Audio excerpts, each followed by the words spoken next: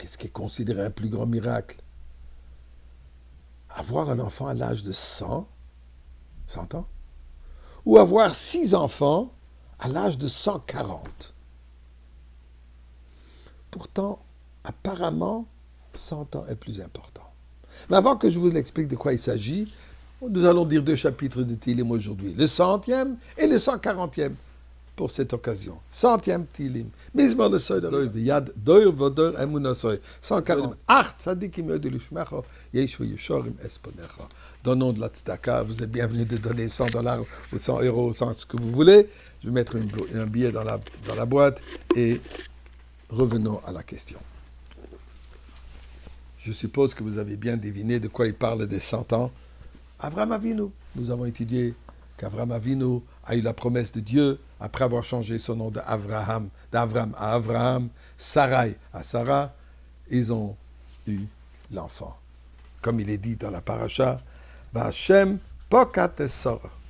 Dieu se souvenait de Sarah, s'est rappelé la promesse qu'il lui a donnée. Et effectivement, Vatar, Vateled Sarah le Avram ben Iskunav, elle a enfanté, elle a donné naissance à l'enfant, et elle l'appelle Yitzhak. Avram l'a circoncis tel que Dieu lui demande au 8e jour de sa naissance, et la Torah répète encore une fois, Avraham ben Ma'at Shana bivaledlo et Yitzhak beno. Avram avait 100 ans quand Yitzhak lui est né. Donc, ici, répété plusieurs reprises. Lech lecha, quand Dieu lui dit, change ton nom, tu auras un enfant. Vaïra, les anges sont venus à Sarah. Il lui dit, écoute, l'année prochaine, à ce moment, tu auras l'enfant. Maintenant, l'enfant est né. Donc, un événement miraculeux, bien sûr, très clair. Ça mérite de l'attention. Mais regardons la fin de la paracha de cette semaine. De Chaye Sarah. Là, la Torah nous raconte, après que Yitzhak s'est marié avec Rivka, la Torah nous dit la chose suivante. Va Yosef Avraham va yikach isha ushma Ketura. Yosef maintenant a décidé de marier une femme qui s'appelle Ketura. Rachid de nous dire, basé sur les commentaires, sur les médrages, Ketura, qui était cette Ketura? Elle était Hagar, la servante que d'ailleurs qu'il a mariée déjà bien avant, avec qui il a eu Ishmaël. Maintenant, qu'est-ce qui se passe? Quels sont les résultats de ce mariage? Vous êtes prêts? 6 enfants. Zimron, Yakshon, Medan, Midian, Yishbok et Shuach. Quel âge est-ce qu'il avait Abraham maintenant? C'est après le mariage de Yitzhak. Yitzhak s'est marié à l'âge de 40 ans. Il est né, Abraham avait 100 ans, donc il a au moins 140 ans. Est-ce que ça ne mérite pas une grande félicitation? 140 ballons, peu importe la couleur, mais ça mérite un peu plus d'attention, juste que dire, comme en passant, voilà, Abraham, je m'excuse, s'est remarié, il a eu 6 enfants, et ces 6 enfants ont créé toutes les nations du monde. Pourquoi?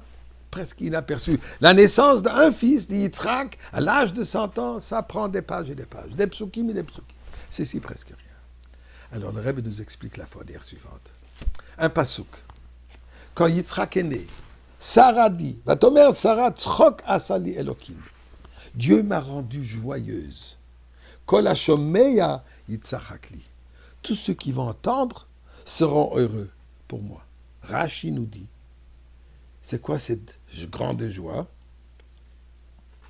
Le Medrash de dire, Breshit Rabbah, au moment, ce jour, quand Sarah a donné naissance, plusieurs femmes stériles ont pu avoir d'enfants.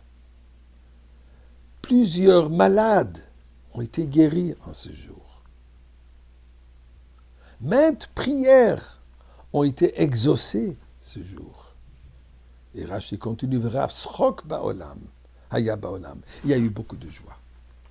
Yitzhak, la naissance du premier juif. Les parents d'Abraham n'étaient pas juifs, les parents de Sarah n'étaient pas juifs. Yitzhak est le premier enfant né des parents juifs. Amène la joie dans le monde. Amène la bénédiction dans le monde. Amène un sens de la vie qui donne la joie. Et pour cela, ça mérite une grande attention. Donc, ce n'est pas seulement l'âge de 100 ou 140, c'est le fait qui est né. Yitzhak, la joie, la simcha. Et nous prions à Kadosh Baruch Hu. Oz Yimales Chok Pinu. Il est temps maintenant qu'on a déjà la joie absolue, la joie de la Goula.